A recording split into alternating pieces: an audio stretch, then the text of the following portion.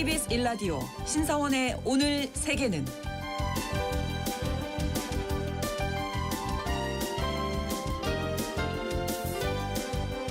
안녕하십니까. 아나운서 신성원입니다.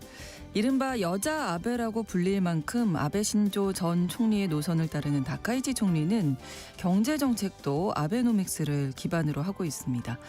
얼마 전 조기 총선에서 전례 없는 압승을 거두면서 사나이 노믹스를 통한 돈풀기에 나설 거다, 이런 전망이 나오고 있는데요. 그런데 문제는 현재 일본의 경제 상황이 아베노믹스가 시행되던 당시와는 크게 다르다는 점입니다. 그때는 잃어버린 30년이라고 불리는 경기 침체, 즉 디플레이션에서 벗어나는 게 최우선 과제였는데, 지금은 경기 침체와 인플레이션이 동시에 존재하는 스태그플레이션을 극복해야 하는 상황이고요. 여기에 미국의 대미 투자 압박까지 더해지면 일본의 경제 상황 더 악화할 수 있다는 지적도 있습니다. 다카이치 총리의 사나이노믹스에 대해서 잠시 후 글로벌 경제에서 자세히 짚어보겠습니다.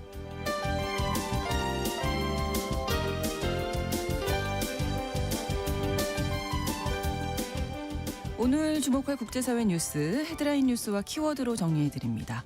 통신원 취재수첩 카자흐스탄 소식 준비하고 있습니다.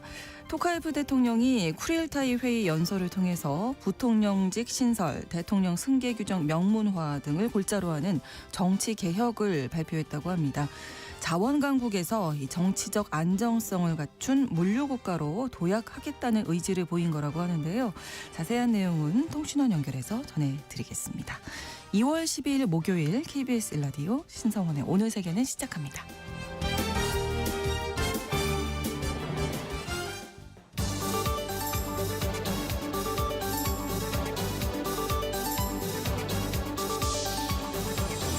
오늘 세계는 헤드라인 뉴스. 중동에서 긴장이 여전한 가운데 트럼프 미국 대통령이 네타냐후 이스라엘 총리를 만나 이란과의 협상을 계속해야 한다는 입장을 밝혔습니다. 회동 이후 트럼프 대통령은 SNS를 통해 매우 좋은 회담이었다고 평가하며 이란이 합리적이고 책임 있는 태도를 보이길 바란다고 덧붙였습니다. 한편 페제시키안 이란 대통령은 이란 혁명 기념일 연설에서 반정부 시위 유혈 진압을 처음으로 사과하며 내부 달래기에 나섰습니다. 미국 정치권에서 성착취범 제프리 앱스타인 문건 공개를 둘러싼 파장이 이어지는 가운데 현지 시각 11일 의회 청문회에 출석한 팸 본디 법무장관이 민주당 의원들과 거친 언사를 주고받으며 격렬한 공방을 벌였습니다. 민주당은 법무부의 앱스타인 문건 공개 과정을 집중적으로 추궁했고, 본디 장관은 즉각적으로 반발하며 법무부의 대응과 도널드 트럼프 대통령을 옹호했습니다. 청문회에서는 법무부가 트럼프 대통령의 정적들을 겨냥해 법 집행 권한을 남용하고 있다는 논란도 도마 위에 올랐습니다. 미국의 1월 비농업 일자리 수가 13만 개 증가한 것으로 집계됐습니다. 1년여 만에 최대폭으로 지난해 12월 4만 8천 개보다 훨씬 많이 늘었으며 전문가의 전망치도 웃돌았습니다. 이에 대해 고용시장 상황이 저점을 지나 회복세에 있다는 분석이 나오고 있습니다. 고용지표 발표 후 연설에 나선 슈미드 캔자스시티 여는 총재도 경제가 성장세를 보이고 있다며 물가 상승을 억제하기 위해 긴축적인 금리 수준이 필요하다고 밝혔습니다.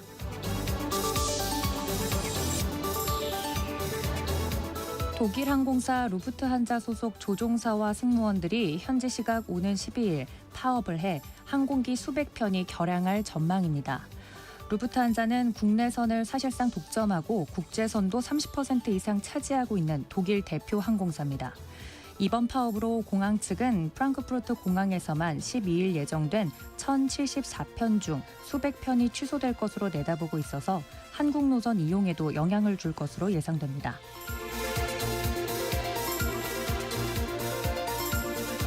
아프리카 동쪽 섬나라 마다가스카르에 사이클론이 덮쳐 최소 31명이 숨지고 4명이 실종됐으며 36명이 중상을 입었습니다. 마다가스카르 국가위험재난관리청은 이번 사이클론 개잔이로 인해 마다가스카르 제2도시인 토아마시나가 피해가 가장 컸다고 밝혔습니다. 북동부 항구 도시인 토아마시나와 인근 지역에서만 29명이 사망했으며 이 지역 주택 90%가 손상된 것으로 파악됐습니다.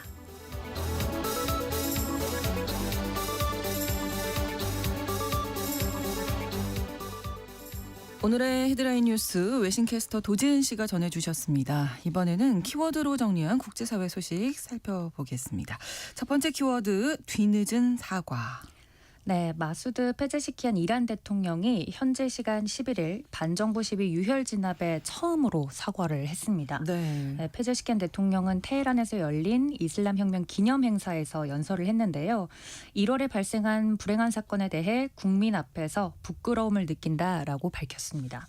대통령의 이런 직접적인 사과는 강경 진압으로 시위 자체는 잦아들었지만 여전히 내부적으로는 좀 민심이 동요하는 상황을 어떻게든 무마해서 네. 체제 결속을 다지려는 의도로 해석이 되고 있습니다. 이란은 최고 지도자를 정점으로 하는 현재 정권을 향한 지지를 회복해서 대미 협상력을 강화하고 만약에 협상이 잘 되지 않았을 경우 미국과 이스라엘의 군사 공격에 대비해야 하는 상황인데요. 네. 지난해 12월 28일에 시작됐던 이란 시위가 경제난을 이유로 시작됐지만 총기를 동원한 폭력 진압이 시작되면서 많은 사상자가 그렇습니다. 나왔었죠. 네. 정부가 공식 집계한 사망자 수는 3,100명이 넘는다고는 하는데 계속 전해드렸던 것처럼 일부 시민단체의 집계에 따르면 사망자 수가 3만 명 이상일 것으로 예측이 되고 있습니다. 근데 이번 사과에서 페제시키안 대통령은 혁명 수비대나 민병대의 유혈 사태의 책임을 묻지는 않았습니다. 네. 되려 시위가 이 서방의 악의적인 선전에 의해서 일어난 폭동이다. 적들이 사회에 깊은 상처를 내고 분열시키려고 한다라고 주장을 했습니다. 네. 유혈 사태 책임을 인정했다고 100% 보기엔 어렵지만 이 들끓는 민심을 의식해서 정부 차원의 유감 표명까지는 나아갔다라는 평가가 나오고 있습니다. 아무래도 미국이 지금 군사적으로도 압박하고 있고요. 그런 상황이 있기 때문에 이런 행보를 보이지 않았나 싶네요. 맞습니다. 말씀 주신 것처럼 도널드 트럼프 미국 대통령이 이 군사 옵션을 저울질하고 있는 상황이죠. 네. 그래서 동시에 핵 협상도 8개월 만에 재개가 됐었는데요. 전해드렸던 것처럼 지난 6일에 스티브 위트코프 미 중동 특사와 아바스 아라그치 이란 외무장관이 오만 수도인 무스카트에서 간접회담 형식으로 만났습니다. 네. 근데 이번 연설에서도 페제시키안 대통령은 우리는 핵무기를 추구하지 않고 검증에 응할 준비가 됐다. 지역 국가들과 평화와 안정을 위해 대화하고 있다라는 등 미국과의 협상을 계속하겠다라는 제스처는 내비쳤습니다. 네. 근데 이란은 제재 완화의 대가로 농축 우라늄의 농도를 조율하는 방안을 이번 협상에서 다루려고 하는데요. 네. 지난 9일에는 모하마드 에슬라미 이란 부통령 겸 원자력청 청장이 미국의 제재 해제 시 60% 농축 우라늄을 희석할 수 있다라고 언급하기도 했습니다. 근데 반대로 이란과 적대적인 이스라엘의 경우에는 이란을 상대로 핵물질 농축 제로, 네. 또 탄도미사일 사거리를 300km로 제한하는 등 여러 가지 미국에게 이란에게 더 강경한 요구를 좀 해라라고 하면서 협상에서 영향력을 행사하려고 하고 있습니다.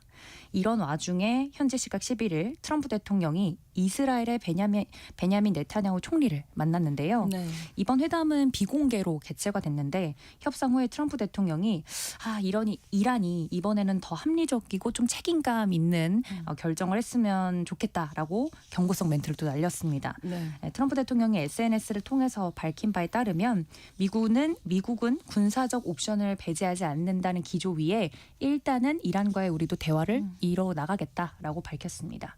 쉽지 않은 협상인 만큼 이번 결과에 따라서 만약에 정말 잘 안 될 경우에는 무력을 사용할 가능성도 배제할 수 없는 상황이라 네. 이란 정부 입장에서는 어떻게든 내부 분열을 봉합을 하고 그렇죠. 외부의 이 위협에 좀 맞서야 하는 상황일 수도 있기 때문에 그래서 이번 사과는 그런 용의 사과가 아니었을까라는 평가가 나오고 있습니다. 네. 다음 키워드 사라진 폐하. 네, 왕실. 영국 이야기입니다. 네, 영국하면 떠오르는 상징이 왕실 말씀 주신 그렇습니다. 것처럼. 네, 그런데요. 근데 최근에 영국 정부 홍보물에서 네. 이 전통적인 수식어가 자취를 감추기 시작해서 논란이 일고 있습니다. 네. 영국의 노동당 정부가 정부의 브랜드 이 지침을 바꾸면서 기존의 폐하의 정부 HM Government 즉 His Majesty 대신에 네네. 단순히 영국 정부 UK Government 이렇게 사용을 해서 좀 논란이 되고 있다고 합니다. 네. 정부 측은 대중에게 좀 더 명확한 의미를 전달하기 위한 전략적 결정일 뿐이다라고 이야기를 했지만 야당인 보수당의 반발이 좀 거센데요. 노동당이 조용히 영국의 헌법적 가치와 전통을 지워버리려는 속셈이다라면서 날선 비판을 쏟아내고 있습니다. 군주제 지지율이 예전만 하지 그렇죠. 못한 상황이라서 네. 권력자가 아닌 국민에게 봉사하겠다라는 노동당의 이 실용주의적 행보가 영국 사회의 자존심이 왕실의 권위와 좀 충돌하는 것 같아 보이긴 합니다. 근데 문제는 이렇게 폐하라는 권위를 내려놓겠다고 선언을 한 스타머 정부가 정작 안으로는 지금 심각한 도덕성 위기에 직면해 있다는 점인데요. 네. 최근 스타머 총리는 이른바 성범죄자 옹호자들을 요직에 앉혔다라는 인사 참사 논란에 휩싸이고 있습니다. 예. 네, 주미대사로 지명된 인물이 성범죄자인 앱스타인과 연루됐다는 의혹에 이어서 최근에 상원의원으로 추천한 최측근 매슈 도일 역시 과거에 아동 성범죄자 혐의자의 선거운동을 도왔던 전력이 드러나면서 네네. 파장이 커지고 있습니다. 네, 노동당이 최근 이런 결정을 이제 브랜드 지침을 좀 바꾼 데에는 또 뭐 많이들 아시다시피 앤드루 왕자의 성추문 의혹도 있었고요. 이런 것처럼 왕실의 도덕적 권위가 예전만 못하다는 냉정한 평가도 좀 판단도 깔려 있지 않을까 싶고요. 네. 야당에서는 이번 일을 두고 위선자와 성범죄 옹호자들로 정부를 채웠다라면서 원색적인 비난을 퍼붓고 있고요. 당내의 여성 의원들조차도 강력한 처분을 요구하는 등 좀 여러 가지 등을 돌리고 있는 상황입니다. 네. 영국을 상징하던 이 폐하라는 단어가 사라진 자리에 정부를 향한 불신과 인사 스캔들이 가득 차면서 이 스타머 정부의 리더십이 출범 이후에 좀 여러 가지 어려움을 겪고 있다는 소식입니다. 네. 다음 키워드는 가성비 쇼크입니다. 네. 지난해 초에 이제 시장을 강타했던 딥시크 쇼크. 예. 네, 기억을 다들 하실 것 같은데요. 이번엔 틱톡의 모기업이죠. 중국의 바이트댄스가 AI 동영상 제작 모델인 시댄스 2.0을 출시했습니다. 근데 이 출시된 지 얼마 지나지 않아서 시댄스 2.0을 활용한 콘텐츠가 중국 SNS에 속속이 확산되고 있다고 합니다. 네. 제가 이걸로 만든 애니메이션을 보니까 퀄리티가 굉장히 괜찮아요. 좋더라고요. 네. 그래서 20초짜리 고화질 영상을 만드는데 네. 걸리는 시간이 단 3분 정도라고 합니다. 네, 중국어와 영어는 물론이고요. 한국어까지 9개 언어를 지원하고 거기에 맞춰서 입모양도 맞춰서 생성이 된다고 합니다. 네, 콘텐츠 제작 업계는 이 5초짜리 영상을 만드는 비용을 1,000원 남짓으로 낮출 수 있을 것이라고 기대를 하고 있는데요. 네. 정말 싸죠. 참. 네, 지난해 딥시크에 이어서 중국이 인공지능 개발 역사에 또다시 가성비 쇼크를 주고 있다. 그러네요. 네, 라는 평가가 나오고 있습니다. 네. 그래서 일각에선 중국에서 벌써 AI 감독이라는 새 직업이 생겼다고 하는데요. 네. 주목받고 있는데 전문가들은 이 시각적인 품질을 높이는 수준을 넘어서 기존에는 원래 이런 제작 같은 경우는 숙련된 전문가들만 할 수 있었는데 네. 편집 영역까지 아예 자동화가 됐다라고 평가를 하고 있다고 합니다. 네, 영상 생성 역량의 근본적인 전환을 의미한다는 얘기고요. 그렇죠. 게임이나 광고, 쇼폼 등 영상물을 만들 때 전문가의 도움이 이제는 크게 없어졌다. 그러네요. 네, 판단하고 있습니다. 네. 근데 일각에서는 이 바이트댄스가 이용자 정보를 허락 없이 쓴 흔적이 발견됐다는 주장도 또 나오고 있습니다. 네. 어떤 그 인터뷰의 말을 보니까 나는 나의 얼굴 사진만 줬을 뿐인데 네. 이 시댄스가 나의 목소리까지 찾아내서 더빙까지 맞췄다고 합니다.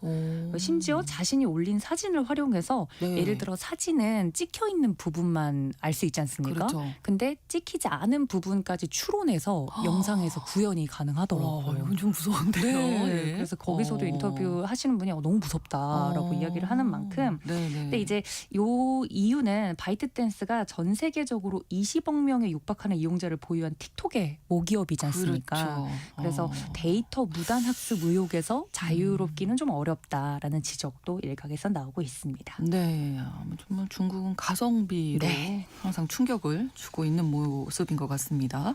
자, 다음 키워드 유럽에도 아이스 이민세관 단속국이 유럽에도 있어요? 이번에 유럽 각국의 극우 정당들이 네. 우리도 미국의 이민세관 단속국 아이스와 유사한 조직을 신설하자라고 주장을 해서 좀 논란이 되고 있습니다. 네. 네, 정치 전문 매체 이제 폴리티코 유럽판에 따르면 독일의 극우 정당 독일 대한당 바이에른 지부가 이 불법 체류자 추방을 전담하는 경찰 조직을 신설하는 방안을 추진하고 있다고 하는데요.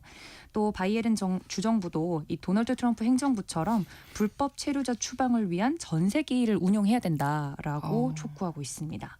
이 독일 대한당은 지난해 2월 독일 총선에서 유럽연합 난민 정책을 거부하고 불법 체류자들을 추방하겠다라는 공약으로 연방의회 제1야당으로 부상한 정당인데요. 여기에 더불어서 벨기에 극우 정당인 플람스 벨람도 조만간 유럽판 아이스 조직 신설 법안을 의회에 제출할 계획이라고 합니다. 네. 주요 도시와 국경 지역에 불법 체류자 단속 전담 부대를 설치하고 각 경찰서에도 전담 요원을 두겠다는 뜻인데요. 프랑스에서도 비슷한 주장이 제기되고 있습니다. 네, 극우 정치인인 에리크 제무르는 최근에 TV 인터뷰에서 아이스와 유사한 조직 도입 가능성을 실제로 언급하기도 했습니다. 이 트럼프 2기 행정부 출범 이후에 아이스의 불법 체류자 단속을 둘러싼 논란이 계속 이어지고 있지 않습니까? 그렇죠. 네, 근데 유럽의 극우 정당들이 적극적으로 트럼프 배우기에 나서고 있다라는 이야기가 나오고 있습니다. 다만 이 같은 극우 정당의 주장에 대해서 진보 진영이 강하게 반발하고 있어서 네. 유럽판 아이스 논의가 실제 입법으로 이어질 수 있을지는 좀 미지수인데요. 네. 근데 이런 주장들은 최근 유럽연합이 영내 망명 신청자들을 연고가 전혀 없는 국가로 이송할 수 있는 길을 여는 등 이민 정책을 한층 강화하는 흐름과 무관하지 않아 보입니다. 네, 극우 정당의 주장이기는 합니다만 어쨌든 맞습니다. 한 나라에서 그런 모습을 보니까 조금 영향을 맞습니다. 받기는 하는 것 같습니다. 다음 키워드 효도도 외주가 되나요? 네. 이게 그런가요? 효도랑 외주랑 어울리지 않는 네. 말이긴 한데요. 최근 중국에서 최대 명절인 춘제를 앞두고 현지에서 출시된 세배 대행 서비스가 여론의 문매를 받아서 결국에 종료가 되긴 했습니다. 예, 네. 근데 이 효도 외주 논란이 굉장히 이슈가 됐었는데요. 네, 허난성 정저우에 본사를 두고 있는 한 온라인 가사 서비스 플랫폼이 최근에 춘제 선물 대리 전달 약 1분간 새해 덕담 해주기, 실제로 세배 대신 해주기 등 네. 상품을 선보였습니다. 그렇군요. 이 모든 걸 다 패키지로 제공해주는 종합 서비스의 이용 요금은 네. 2시간 기준 999위안, 우리 돈으로 약 21만 원 정도로 책정이 됐습니다. 네. 어떻게 하는 건가 보니까 대행 인력이 현장을 방문해서 덕담을 전하고요. 네. 전통 예법에 따라 절도 해주고요. 전 과정을 영상으로 촬영해서 신청자에게 전달하는 방식이라고 합니다. 명절에도 사정상 고향을 찾지 못하는 이용자를 대신해서 네. 부모님이나 이제 친척분들께 새해 인사를 전하기 위한 취지다라고 설명은 했는데 네. 나름 장난을 방지하기 위해서 세배 대행 서비스 대상은 노인들로 한정이 됐고 대행 인력이 주문을 취소할 수 있도록 권한을 부여했습니다. 근데 서비스 출시 후에 중국 온라인에서 효도까지 외주를 하냐, 형식만 남은 명절 인사다 등의 비판이 그렇죠. 잇따랐습니다. 업체는 결국 사회적 논란을 일으킨 데에 대해서 사과를 한 뒤에 세배 대행 서비스 중단 방침을 밝혔고요. 근데 네. 입장문을 보니까 해외에 있거나 거동이 불편해서 직접 새해 인사를 드릴 수 없는 분들의 아쉬움을 덜기 위해서 출시했을 뿐 우린 전통 예절을 훼손하려는 의도는 없었다. 네. 오해와 갈등을 피하기 위해 고민 끝에 서비스를 중단하기로 했다라고 네. 설명을 덧붙였습니다. 오히려 20만 원 쓰고 이런 서비스 이용하는 것보다 전화 한 통 해드리는 게 네. 오히려 더 낫지 않을까요? 그러게요. 아직 그런 생각입니다. 저는. 다음 키워드 끝날 때까지 끝난 게 아니다. 네, 워너브라더스를 차지하기 위한 netflix와 파라마운트 네네. 쩐의 아직 전쟁이 끝나지 않은 거죠? 맞습니다. 예. 여전히 진행 중인데요. 잠시 잊고 있었네요. 네. 네, 이 미국의 미디어 콘텐츠 업체 이 파라마운트가 워너브라더스와 넷플릭스 간 인수합병을 저지하기 위해서 안간힘을 좀 쓰고 있습니다. 네. 파라마운트는 현재 시각 10일 미 증권거래위원회에 공개 매수 제안서 수정안을 제출하고 워너브라더스 주주 측에 추가적인 유인책을 제시했는데요. 네. 파라마운트는 워너브라더스와 넷플릭스 간의 인수합병이 만약에 마무리되지 않으면 2027년부터 분기마다 워너브라더스 주주들에게 주당 25센트, 총 6억 5천만 달러, 우리 돈으로는 약 9,465억 원을 지급할 계획입니다. 네. 그러니까 한마디로 인수합병 지연에 따른 보상 형식의 수수료를 자기네들이 주겠다라고 이야기를 한 거죠. 또 넷플릭스와 워너브라더스 간의 계약이 깨질 경우 워너브라더스가 지급해야 하는 위약금이 있을 거지 않습니까? 네. 28억 달러를 선지급하겠다. 하겠다라고 또 와. 파격 약속을 했습니다. 네. 워너브라더스 주식을 주당 $30로 전액 현금 공개 매수하겠다고 한 기존 제안에서 한 발 더 나가서 예. 패를 하나 더 내놓은 거죠. 꼭 갖고 싶은가 봐요. 그러니까요. 네. 놓치지 않겠다는 의지가 네. 여기까지 느껴지는데 여기서 안코라 홀딩스라는 행동주의 투자자들의 움직임도 좀 눈에 띕니다. 이들은 최근 우리 돈으로 약 2,700억 원 어치의 워너 주식을 사들여서 대주주로서 목소리를 내기 시작했는데요. 네. 워너의 수장인 데이비드 자슬라브 CEO에게 아주 매서운 메일을 보내기도 했습니다. 요지는 지금 넷플릭스랑 맺은 계약 주주들 입장에선 손해야. 더 좋은 조건 즉 파라마운트가 있는데 왜 무시하냐.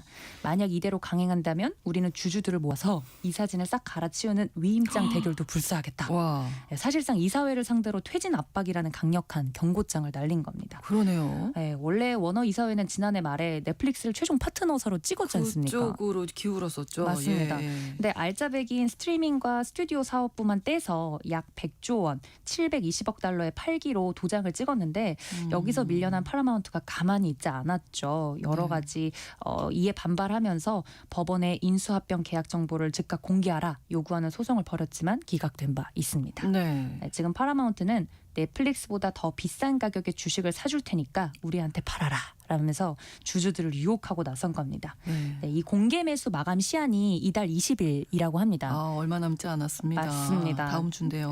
그래서 이사회가 선택한 넷플릭스냐 아니면 돈을 더 주겠다라고 하는 파라마운트와 그를 뒷받침해주는 주주들의 싸움이냐 네. 이 싸움이 어떻게 마무리될지는 끝까지 좀 그러니까요. 지켜봐야 될 것 같습니다. 치열한 일주일이 되겠습니다. 네, 여기까지 듣겠습니다. 헤드라인 뉴스와 키워드 외신캐스터 도지은 씨와 함께했습니다. 고맙습니다. 감사합니다.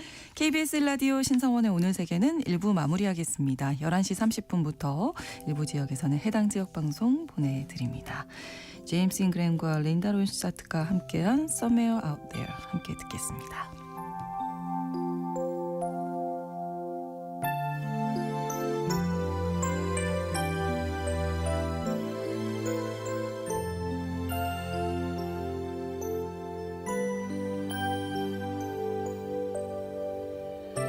Somewhere out there, beneath the pale moonlight, someone's thinking of me and loving me tonight. Somewhere out there, someone saying a prayer that we'll find one another in that big somewhere out there. And even though I know how very far apart we are, it helps to think we might be wishing on the same bright star. And when the night wind starts to sing a lonesome lullaby, it helps to think we're sleeping underneath the same big sky. Somewhere out there, If love can see us through, then we'll be together somewhere out there, out where dreams come true.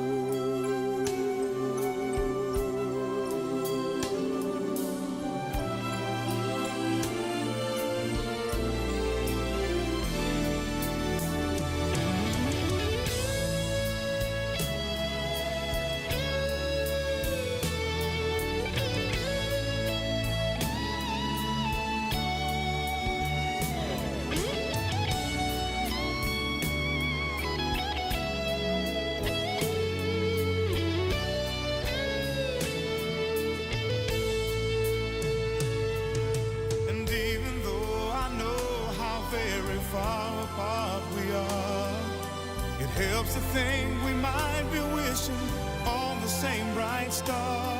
And when the night wind starts to sing a lonesome lullaby, it helps to think we're sleeping underneath the 지금 시각은 11시 30분입니다. KBS Ladies and gentlemen. 국제사회의 다양한 뉴스를 한눈에 KBS 1라디오 신성원의 오늘 세계는 세계를 바로 보는 최소한의 투자입니다.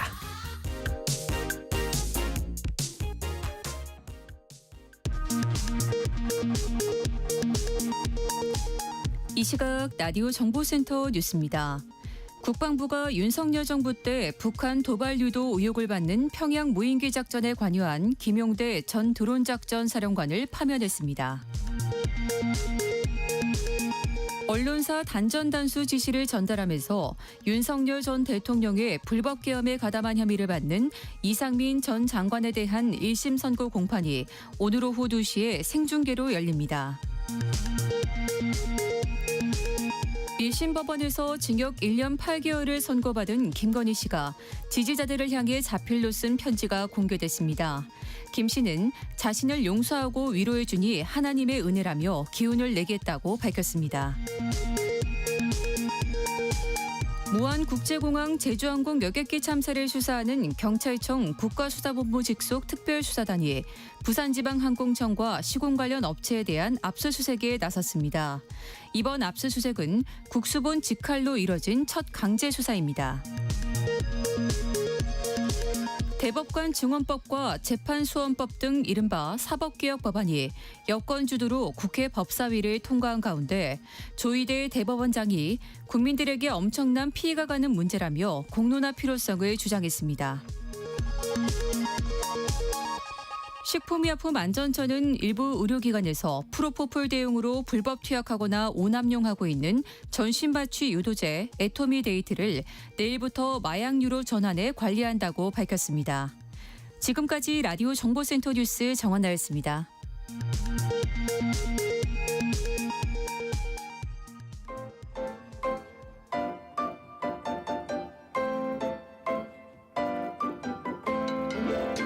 통신원 취재 수첩.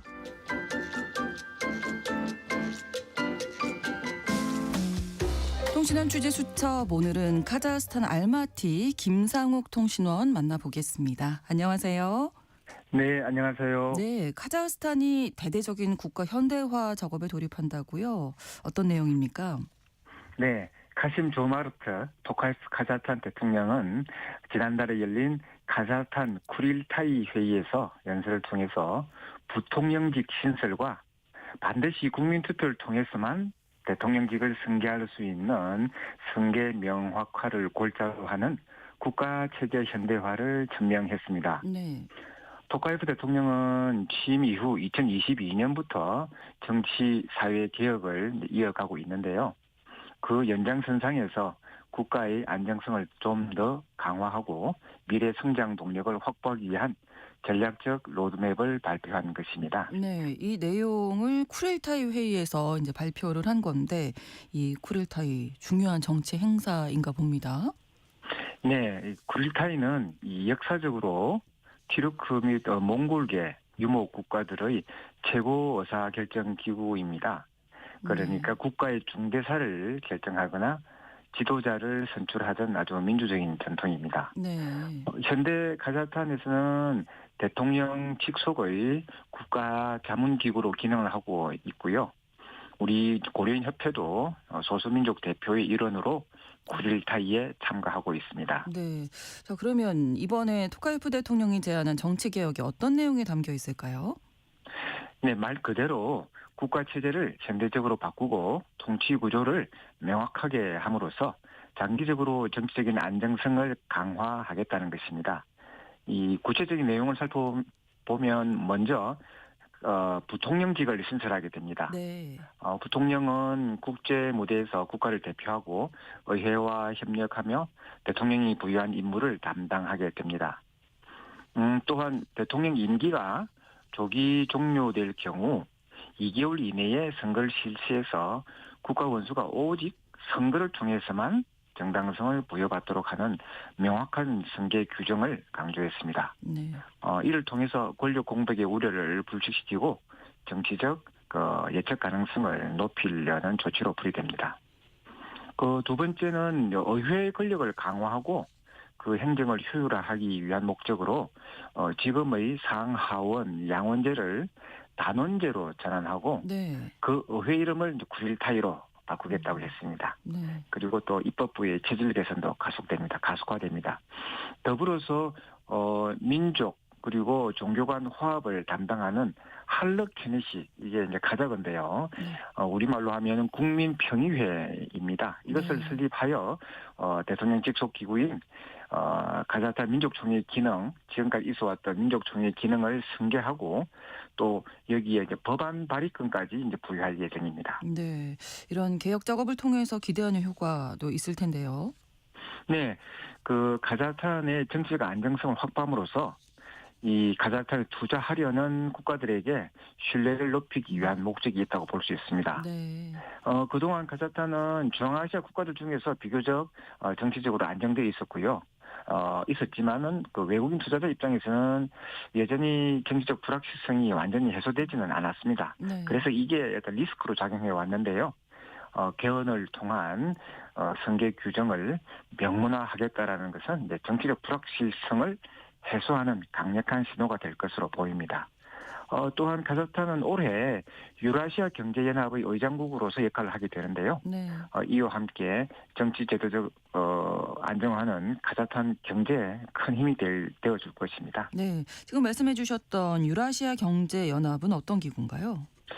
이것은 이제 러시아, 벨라루스 그리고 카자흐스탄, 아르메니아, 키르기스탄 이렇게 해서 구소련 국가 중에서 5개국이 참여하는 경제 통합 기구입니다. 네. 그래서 이제 상품, 서비스, 자본, 노동력 이런 자유로운 이동을 목표로 하고요. 종국에는 화폐 통합까지도 이제 지향합니다. 네.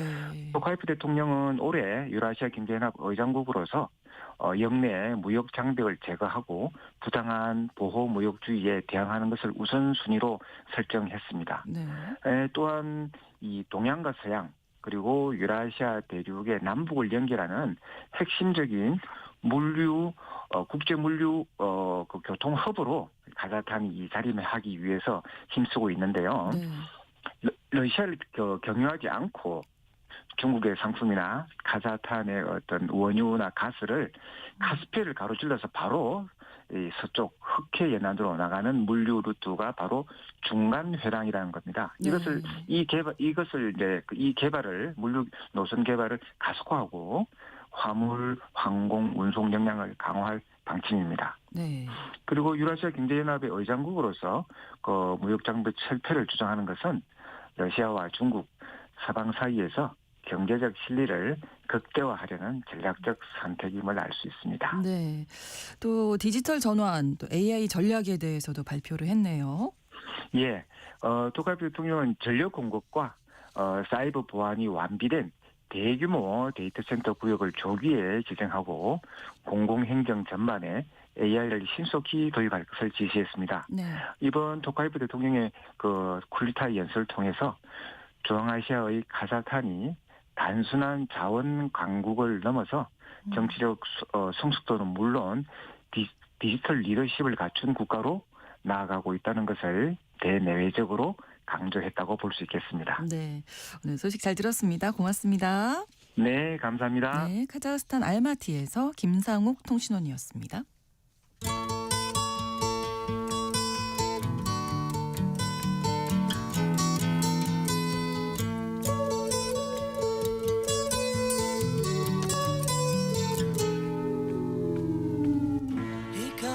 다카이치 일본 총리가 조기 총선에서 압승하면서 사나이노믹스를 본격 추진할 동력을 얻게 됐습니다.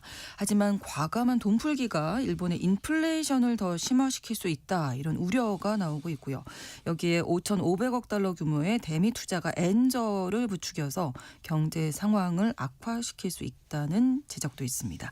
글로벌 경제, 오늘 사나이노믹스를 집중적으로 살펴보도록 하겠습니다. 3프로TV 언더스탠딩 김상훈 기자 나오셨습니다. 어서 오세요. 네, 안녕하세요. 총선에서 다카이치 총리가 압승을 하게 되니까 이제 원하던 바를 좀 맞습니다. 추진할 수 있는 힘을 얻지 않았을까요? 맞습니다. 네. 지난해 취임한 다카이치 총리는 일본에서 거의 아이돌급 열풍을 몰고 그러니까요. 다니는 것으로 유명하죠. 네.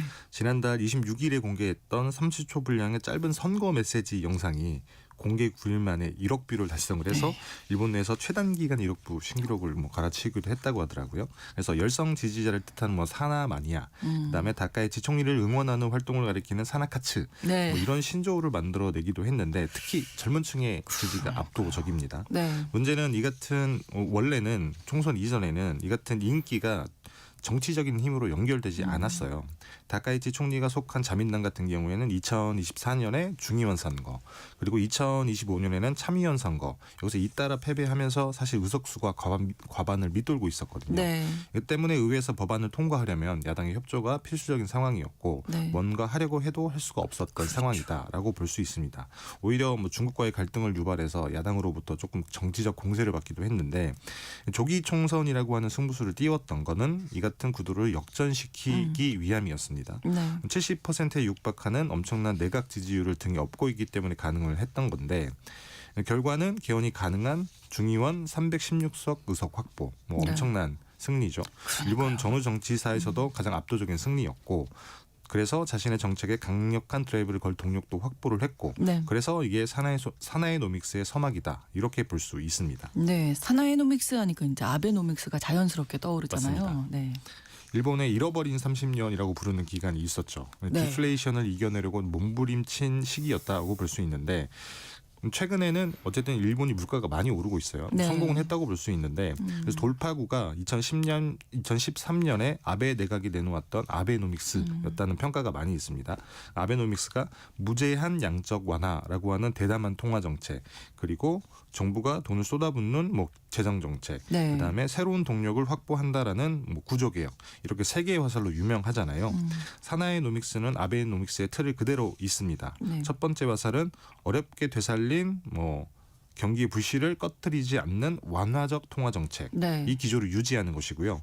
네. 두 번째 화살은 정부가 국채를 찍어서 적극적으로 경기를 부양하겠다라고 하는 재정 정책입니다. 네. 그리고 시장에만 맡기지 않고 국가가 직접 전략 산업을 육성하겠다라고 하는 국가 주도적인 성장 전략. 네. 이게 세 번째인데 틀은 굉장히 비슷하지만 그러네요. 결정적으로 조금 다른 게 있습니다. 아베노믹스는 디플레이션 탈출, 물가를 상승시키는 게 목표였다라고 하면 네. 사나이노믹스 같은 경우에는 경기 침체와 인플레이션이 같이 존재하는 스태그플레이션이라고 하는 것을 극복해야 되는데요. 여기에 더해서 중국의 위협을 벗어나기 위한 경제적 안보 체계 이런 것들을 구축하려 하고 있습니다. 네, 전체적으로 이제 금리를 올리려는 경향인데 이 맞습니다. 사나이노믹스 추진 방향을 보면 완화적인 통화 정책이니까 이게 어떻게 보면 반대. 그렇죠, 맞습니다. 최근 일본은 물가 상승 때문에 골머리를 앓고 있다라고 말씀을 드렸는데 네. 이게 엔저 때문에 수입품의 값이 많이 올랐기 때문이에요. 그래서 일본은행이 어쨌든 현재 0.75%인 기준금리를 올해 1%까지 올리려고 하는 로드맵을 세운 것도 물가를 잡으려고 하는 건데 네. 이게 돈값이라고 하는 금리를 올려야 물건값이 상대적으로 내리기 때문입니다. 그렇죠. 문제는 사나이노믹스는 말씀처럼 정반대 방향을 향하고 있다는 거예요. 완화적 통화 정책이라고 하면 네. 금리를 내리겠다는 거니까. 얘기로 볼 수 있는 건데 네. 그러면 물가는 당연히 더 오를 수밖에 없습니다. 그래서 이 첫 번째 화살이라고 하는 게 모순적일 수밖에 없다라는 지적이 나오고 있는 건데요. 네. 물론 금리를 명시적으로 내리겠다라고 얘기를 한 건 아니에요. 사실 완화적 통화 정책이라고 하는 게 굉장히 네. 상대적인 표현이거든요. 조금 어렵기는 한데 경기를 과열시키지도 않고 또 시키지도 않는 수준의 금리를 뜻하는 중립금리라고 하는 게 있습니다. 예. 조금 어렵죠. 예. 보통 보통 중앙은행은 내부적으로 이 중립금리라고 하는 걸 항상 계산해놓고 있어요. 그래서 이 중립금리보다 기준금리가 낮으면 네. 경기를 부양하는 효과가 난다라고 해서 이걸 완화적 통화정책이라고 표현을 하고요. 이것보다 금리가 높으면 경기를 시키는 결과가 나와서 긴축적이다라고 표현을 하는데 네. 사실 현재 일본의 중립금리가 얼마인지는 우리가 알 수 있는 건 아닙니다만 하지만 예를 들어서 중립금리가 1.5%다. 네. 그러면 1%도 완화적이다라고 표현을 할 수가 있어요. 그렇죠. 물론 사나이노믹스가 1%까지 금리를 올리는 걸 상정하고 있는 것 같지는 않은데 네. 여하튼 금리를 내려서 경기를 부양하기는 쉽지 않은 상황이고 그렇다고 올릴 수도 없고 이래저래 움직이기 힘든 상황이긴 합니다. 쉽지 않네요. 근데 네. 그러면 물가를 어떻게 좀 잡을 수 있다는 건가요? 그래서 사나이노믹스가 내놓은 민생 안정 대책이라고 하는 게 네. 전방위적인 감세 정책이에요. 대표적인 게 조기 총선에서 내놨던 식료품 소비세 감세라고 하는 건데 현재 세율이 8% 정도거든요. 이걸 2년간 한시적으로 면제하겠다라고 하는 겁니다. 이러면 줄어드는 세수가 뭐 연간 5조엔, 우리 돈으로 한 46조 원쯤 되는데요. 이미 휘발유에 부과하는 세금 이런 것들을 없애서 2조 2천억엔, 우리 돈은 한 20조 원 정도의 감세 정책을 펴기도 했고요. 네. 문제는 이 감세 정책으로는 물가를 낮출 수는 없다는 거예요. 그러니까 세금을 줄여주면 그만큼 가게 지갑 사정이 조금 나아지는 것이거든요. 그러면 당장의 물가 상승으로 겪는 고통은 줄어들 수 있지만 네. 이게 오히려 물가를 더 올릴 수 있습니다. 그렇죠. 왜냐하면 지갑 사정이 나아졌으니 더 많이 살 테니까요. 네, 네. 그래서 당장 갈증을 없앤다고 바닷물을 마시는 거랑 비슷하다 이렇게 볼 수 있는데 예, 감세를 하면 이렇게 세수가 줄어들게 되는데 정부가 어떻게 돈을 풀 수 있을지. 뭐 여기도 똑같은 얘기인 건데요. 예. 그래서 사나이노믹스를 걱정하는 얘기가 많이 나오는 것도 이것 때문이기도 해요. 세금이 줄어들면 당연히 정부가 쓸 돈은 줄어들겠죠. 그렇죠. 근데 재정을 확대하려면 그러면 재정을 확대하려면 당연히 국채를 찍어서 돈을 더 빌려야 됩니다. 그렇죠. 네, 그러면 가뜩이나 세계 최고 수준이다라고 평가를 받는 일본의 국가 채무 비율이라고 하는 게 더 올라가게 되고요. 그러면 정부가 돈을 풀어서 경기 부양에 나서면 이게 또 물가를 자극할 수밖에 네. 없는 이런 상황이 벌어지고요. 예. 금리도 내리고 정부가 재정 지출을 확대하는 게 과연 물가를 잡는 대책일 수 있냐 이런 비판들이 나오고 있는 그러게요. 것이죠. 네. 물론 다카이치 총리의 주장은 조금 다르기는 합니다. 국가가 기업의 투자를 주도하겠다. 이런 전략이 있다라고 말씀을 드렸는데 네. 그래서 재정을 전방위적으로 푸는 게 아니라 예를 들면 일본이 하고 있는 프로젝트 중에 하나가 2나노미터 첨단 반도체를 국산화하겠다 네. 하면서 한 7조엔 우리 돈으로 66조 원 정도를 쓰는 라피더스 프로젝트라고 하는 걸 추진하고 있거든요. 네. 이런 것처럼 17개 전략 산업에만 집중적으로 나라 돈을 쓰겠다라고 하는 거예요. 네. 이렇게 재정을 풀면 기업들이 투자를 늘리고 기업들이 투자가 늘어나면 당연히 가계의 임금도 올라가고 그렇죠. 그래서 이른바 이걸 고압 경제 전략이라고 하는 건데 이런 걸 펴면 사나이노믹스로 물가를 잡는 게 충분히 가능하다. 이렇게 주장을 하고 있기는 합니다. 선택과 집중을 하겠다라는 네. 얘기인데 시장의 평가는 어떻게 나오고 있나요? 일단 시장은 사나이노믹스에 대해서 아직까지는 조금 긍정적인 평가인 것 같아요. 분위기가 좋은 것 같아요, 지금은. 맞습니다. 예. 일본의 니케이 지수가 역대 최고치를 경신을 했고 예. 연일 상승장을 이어가고 있죠. 총선 이전에 급등했던 일본의 국채 10년물 금리 이것도 내림세로 돌아섰습니다. 사실 장기물 국채라고 하는 게 명목금리라고 하는 거에 기대 인플레이션, 기대 물가 상승률을 더한 건데 네. 장기물 국채 금리가 내렸다라고 하는 거는 금리를 인하할 것이라는 전망, 그다음에 물가도 잡을 수 있을 것이다라는 전망이 반영이 됐다라고도 볼 수 있는 것이거든요. 네. 뭐 향후 시장의 기대가 어떻게 바뀔지 그리고 정책이 어떤 결과를 내놓을지 아직 미지수이긴 합니다만 여튼 물가를 낮추겠다고 하면서 금리를 내리겠다고 하고 또 재정을 푸는 게 모순인 건 어쨌든 맞거든요. 그렇죠. 그래서 보통 물가가 안 오르는 이유가 경기가 좋아서이긴 한데 네. 물가가 오르는 이유는 경기가 좋아서인데 근데 일본이 물가가 상승하는 원인은 사실 딴 데 있거든요. 그러니까요. 아까 경기가 처음에 좋아서가 말씀해 아니라 주셨던. 처음에 말씀드렸던 것처럼 엔화 가치가 엔저 너무 때문에. 많이 떨어졌기 때문입니다. 네. 자, 그럼 엔저가 된데 엔화 가치가 떨어졌는데 물가가 왜 오르는 건지. 사실 인플레이션, 그러니까 물가 상승의 사전적인 정의라고 하는 거는 물건값이 오르는 현상이잖아요. 그렇죠. 물건값은 소비 주체인 가게가 주머니 사정이 좋아졌을 때 오릅니다. 그래서 경기가 좋아서 기업이 투자를 늘리고 네. 투자가 늘어나면 고용이 늘어나고 그렇게 되면 가게가 받는 임금이 올라가잖아요. 그렇죠. 그러면 가게가 돈을 더 많이 받으니까 더 많이 많이 쓸 테고. 쓰고. 네. 그래서 사는 사람이 많아지니까 당연히 자연스럽게 물건값이 가격도 오르는 오르고. 건데 네. 이게 사실 정상적인 인플레이션의 네. 경로인 건데 그래서 오히려 적당한 인플레이션은 경제 오히려 좋은 시그널이기도 경기가 합니다. 지금 좋다고 보는 거죠. 맞습니다. 적당할 경우에는. 그렇죠. 네. 근데 가게의 주머니 사정은 그대로인데 물건값이 오르기도 해요. 물건을 만드는 원가가 오르는 경우인 건데 그렇죠. 예를 들면 엔화 가치가 낮으면 해외에서 같은 돈으로 살 수 있는 물건의 양이 줄어들겠죠. 그렇죠. 그러면 물건을 사올 때 더 많은 값을 지불해야 된다는 얘기인 것이고요. 그러면 당연히 원가가 올라가고 기업은 원가 때문에 소비자 가격을 올릴 수밖에 없습니다. 그렇죠. 그럼 가게도 울며 겨자 먹기로 비싼 물건을 샀을 수밖에 없고요. 네. 사실 이게 일본이 당면한 현실인 건데 네, 네. 임금은 아주 조금 올랐는데 엔저 때문에 물건값은 훨씬 더 많이 올랐다는 거죠. 그래서 사나이노믹스가 상황을 더 악화시킬 수 있다 이런 우려들이 나오고 있는 것이고요. 예, 그건 또 어떤 이유 때문일까요? 뭐 금리 인하든 완화적 통화 정책이든 이게 다 엔저를 부추기는 방향의 정책이거든요. 네. 물론 다카이치 총리가 일본은행의 금리 인상 로드맵을 막지 않고 뭐 신중하고 데이터에 기반한 완만한 인상을 원한다 이런 기사들이 나오고 있기는 합니다만 네. 여튼 완화적 통화 정책과 정책과 재정 정책은 엔화 가치를 끌어내릴 수밖에 없기는 합니다. 네. 재정 정책도 마찬가지인 건데 세수가 줄었는데 나라 돈을 더 많이 쓰려면 적자 국채라고 하는 걸 발행을 해야 되거든요. 네. 그럼 국가 채무비율도 높아지고 그러면 자연스럽게 시장에서는 야 일본 정부 재정이 지속 가능하냐 이런 의구심을 가질 수밖에 없거든요. 네. 그러면 엔화나 일본 국채를 팔고 다른 안전자산으로 돈을 옮기는 일이 벌어집니다. 네. 그러면 자연스럽게 당연히 또 엔화는 가치가 떨어지죠. 낮아지겠죠. 네. 더욱이 일본 정부의 빚이 많아지면 그러면 일본 은행도 금리를 올리는 속도를 줄여야 할 수밖에 없잖아요. 금리가 오르면 당연히 정부가 갚아야 되는 이자 비용이 많아지기 때문인 건데 네. 금리가 계속 낮은 수준이면 일본 국내 투자자들도 투자처를 찾아서 해외로 떠날 수밖에 없습니다. 네. 그러면 또 엔화 가치는 낮아지겠죠. 여기에 더해서 일본은 미국에 무려 5,500억 달러나 되는 돈을 투자를 해야 되잖아요. 맞아요. 예. 이게 상황을 조금 더 어렵게 만듭니다. 이 부분 트럼프 대통령이 지금 빨리 하라고 계속 압박을 하고 그렇죠. 있기 때문에 그럼 대미 투자 때문에 일본 물가가 좀 더 오를 수 있다. 맞습니다. 예. 엊그제 트럼프 대통령이 일본의 대미 투자가 지연됐다라고 하는 거에서 대노했다라는 기사가 있었고 네. 그래서 아키자와 료세이 경제산업상이 급하게 미국으로 날아가기도 했죠. 네. 빨리 미국에 투자하지 않으면 관세를 올리겠다라는 뭐 이런 으름장을 놓은 건데 네. 사실 우리나라도 최근에 뭐 비슷한 일이 있기도 했었죠. 여튼 일본이 미국에 5,500억 달러라는 돈을 투자한다라는 얘기는 네. 일본에서 엔화를 그만큼 달러로 바꿔서 미국에 송금을 해야 된다라는 얘기거든요. 그러면 외환시장에서는 당연히 달러가 줄어들고 그렇죠. 엔화는 조금 넘치겠죠. 그러면 당연히 엔화의 가치가 상대적으로 또 낮아질 떨어지는. 수밖에 없다는 네. 겁니다. 그래서 가뜩이나 사나이 노믹스 때문에 엔저가 굳어질 수밖에 없는 상황인 건데 네. 여기에 미국에 5,500억 달러라고 하는 엄청난 규모의 투자를 해야 된다고 하니 이게 조금 엎친 데 덮쳤다라고도 볼 수 있는 거죠.